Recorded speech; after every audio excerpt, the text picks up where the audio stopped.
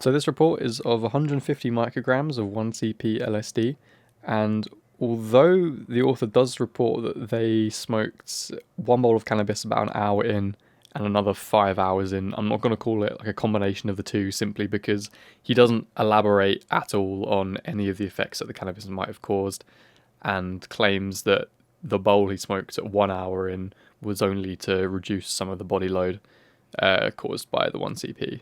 So just take it as you will. Just know that there is cannabis smoked in the experience, but I don't think it's enough to deem it like a proper combination. So yeah, either way, it's a really interesting report. The author puts in a hell of a lot of detail about their experience. So yeah, without further ado, we'll get into it. I want to preface this report with a statement. In a country where drugs are illegal and enforcement of drug laws is largely predicted on race, doing drugs is not apolitical. As recreational drug users, we must stand unilaterally against the drug war. We must recognise how it is unevenly leveraged to systematically oppress people of colour, especially black people. We must stand in solidarity with those who share with us the universal desire to alter their minds, which should be a human right, as they face repression from brutal police and laws with no basis in objective reality. Whether we like it or not, we are participants in a deeply unjust drug war, as we must stand with those who are most vulnerable. Join the ongoing protests, donate to a local bail or supply funds, check your racist friends, and begin opening realistic dialogue towards opposing the drug war as another insidious arm of white supremacy and the militarised police state. Think about how unnecessary police and their violence would be with a total upheaval of American drug policy. All conversations on police abolition, or even reform, I guess, should prominently feature an undoing of the American drug war and clemency for its victims. That Black Lives Matter should go without saying. And here he follows on with the beginning of the trip report. 0 minutes, 1.5 tabs placed on my tongue. 22 minutes. First notes possibly, a feeling of weight yet lightness simultaneously, while a tingling stimulation climbs my nerves. 30 minutes.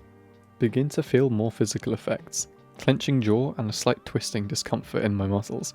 I feel a tiny bit nauseous, but it is definitely manageable. My legs are twitching. 45 minutes.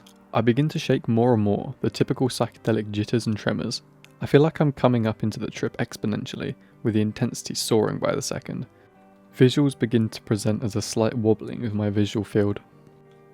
57 minutes. I feel like everything is beginning to dissolve a little, my world turning to iridescent vapour around its edges. I feel uprooted, my form at the mercy of technicolor waves and ripples. The text on my screen begins to breathe and wobble and twist, like I'm reading it through the surface of undulating waves. The white space on my screen is a colourful visual snow, an impenetrable collage of formless noise with no distinct patterns. Little streams of dark forms trail off into my periphery. 1 hour 5 minutes. Visuals are picking up. Everything is watery and swirling, still no discernible patterns or rhyme or reason, just constant motion. The distortion radiates from focal points and replicates itself outwards. Interestingly, there doesn't seem to be much intense cognitive distortion as the visuals build. It's lucid eye candy with a standard stimulating body load for now. I smoke a bowl of weed to take the edge off of the body load. 1 hour 30 minutes. Textures begin to look deeper, in higher relief and contrast than normal. The visuals continue to build by the second. At first they were simply accessories to the experience, but now they have become unavoidable, tearing through my normal visual field with swirls radiating outwards in all variety of rainbow colours. There is a distinct sense of continuing acceleration as my mind begins to trail off deeper into the hyper-analytical, hypersensitive state of psychedelia. My thoughts begin to flow freely into one another with the energy of an iridescent avalanche, its fringes trailing off into gaseous fractals. I gaze at my ceiling, where great harmonic forms bind and twist into each other, flowing with stripes and ripples and constantly reforming at a consistent, calculated pace. I find myself intimately retracing pleasant memories. I fall deep into introspective holes, adorned with pillars of flowing colour around their fringes like a grand temple to my memories. It is all so bright, it is also pleasant. It is the second day of protests in Minneapolis following the murder of George Floyd. I want to follow the events of what is turning into a major uprising after the first round of riots last night. I want to witness history in real time. I tune into a live stream where protesters have surrounded the 3rd Police Precinct during the daytime. Police in the crowd steadily grow more and more aggressive. Things are building and raging and burning, both there, halfway across the country, and in my glimmering, burning tangle of thoughts and memories. I can do nothing but watch, glued to the screen with grim fixation. 1 hour 45 minutes. I try to close my eyes and lay down and relax for a bit and really sink into the experience. The visuals with my eyes closed are fields of interlocking fractals bound by rigid geometric frames. The fractals drift and flow like a river, constantly splashing into their partitions. They are mostly grayscale with a few bright primary coloured beacons placed at regular intervals, casting colourful light upon them. With my eyes open, I could only describe the visuals as potent and energetic, bright and prominent. I've noticed lately that I rarely get intense visuals from psychedelics anymore, but within this experience they are vivid and apparent. Waves of nausea bubble up occasionally, but it is for the most part manageable, more so than other lysergamides in my experience.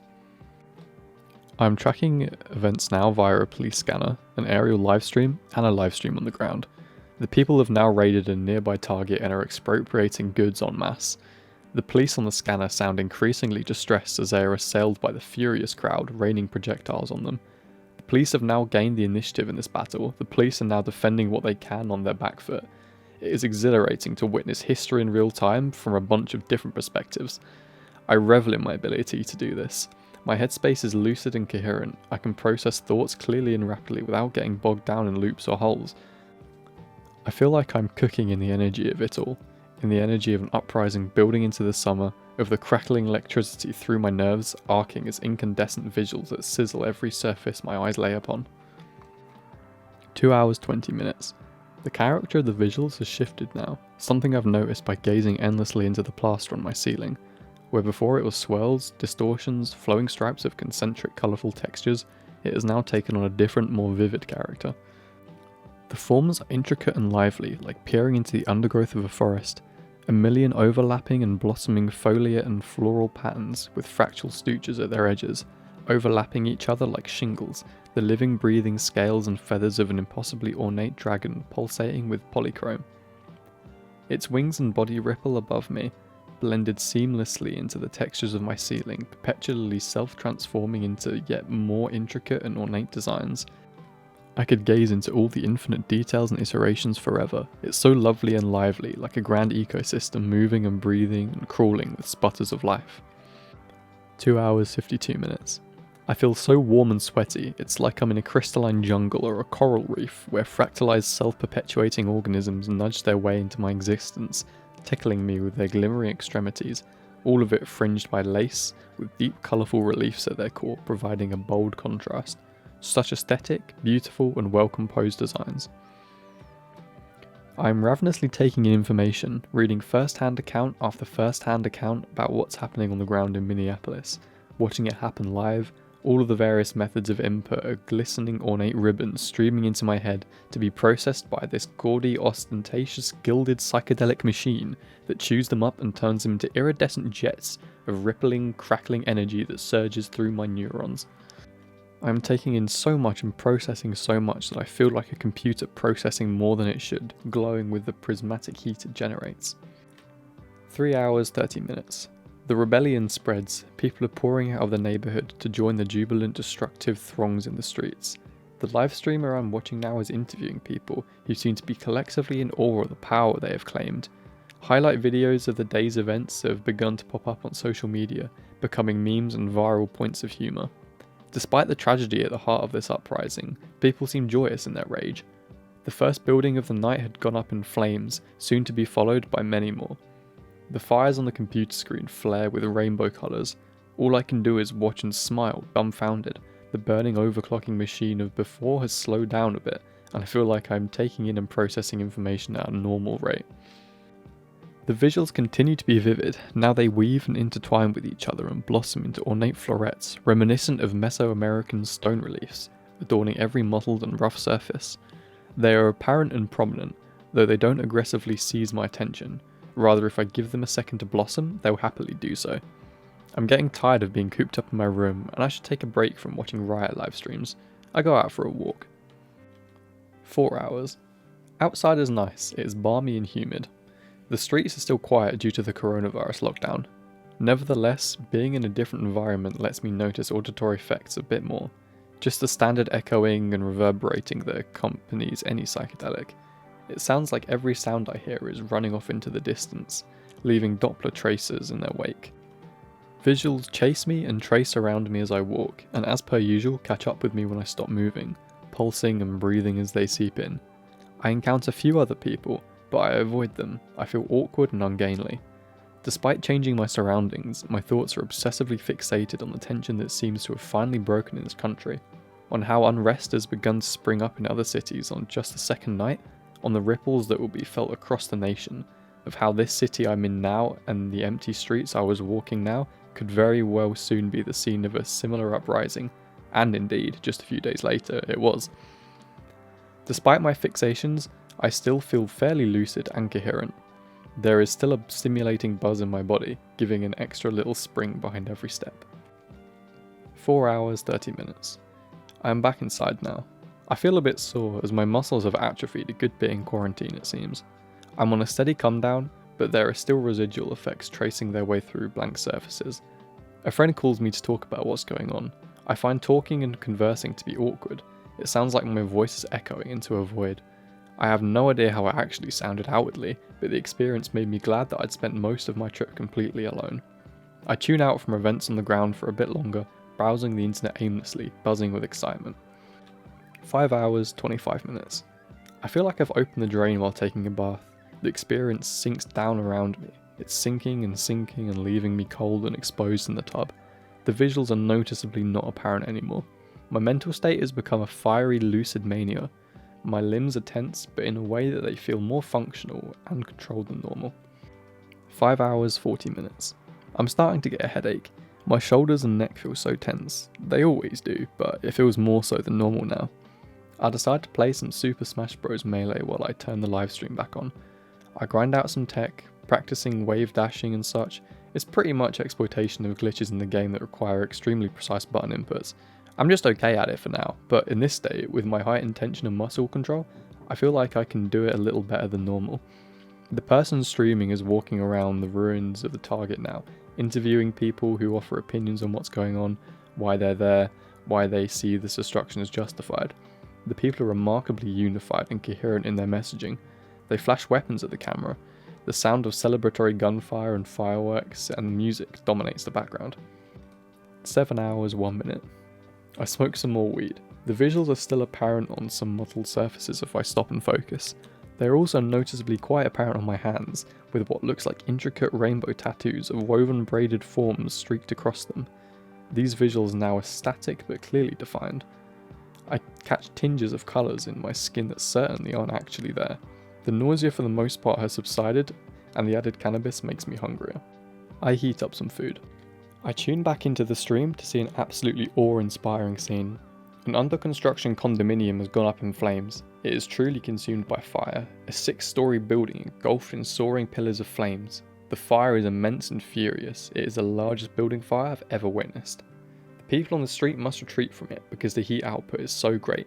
The sound of it crackling and roaring overwhelms everything as it belches illuminated smoke up into the sky.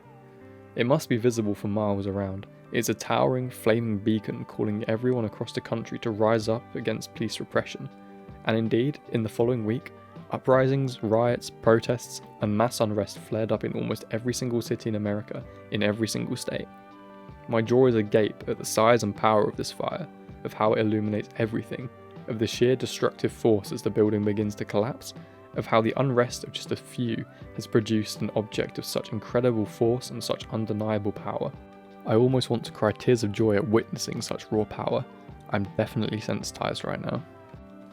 8 hours. I hop on a Discord channel and have a voice chat with some internet friends. My voice sounds less awkward now, less like an echo into the void, and though my thoughts feel very coherent, I'm having trouble stringing them into outwardly projected words. This may just be because I have had very little human interaction for some time now. I feel self-assured and confident. 11 hours. I am still very awake. Visuals have entirely died down, as has much of the stimulation. Events on the ground have died down as well as the night wears on and people disperse on their own. The police on the ground have barricaded themselves inside their precincts, which would fall to the people the following night. I've been discussing events with others on a different politically oriented Discord channel while smoking weed, purely through text this time. Despite the fact these people are mostly strangers, I feel confident and authoritative in how I talk. I am more eloquent and articulate than normal, typical of a psychedelic come down, even though it is so long after the peak. 13 hours. I finally call it a night and go to sleep. It takes me a little bit to get there, but it comes eventually. I am giddy but anxious. Conclusion. Having tried it once more since this writing, 1cP-LSD now stands as one of my favourite lysergamides, second only to LSD itself. Most notable about this compound was that it was extremely visual relative to other lysergamides, while remaining very lucid and coherent. There was little body load or overwhelming stimulation. The peak was intense and fairly short, with a long, pleasant afterglow that was still replete with delightful and ornate visuals. There wasn't the same degree of cognitive depth or mental intensity that LSD brings about. It was certainly shallower and less introspective. This is a drug ideal for enhancing other real-life experiences, such as walking around or going to concerts, whenever that's safe again, or visiting beautiful places. Socialising was still awkward, but became much more manageable during the steady functional come down. It was at once fairly intense, yet entirely manageable.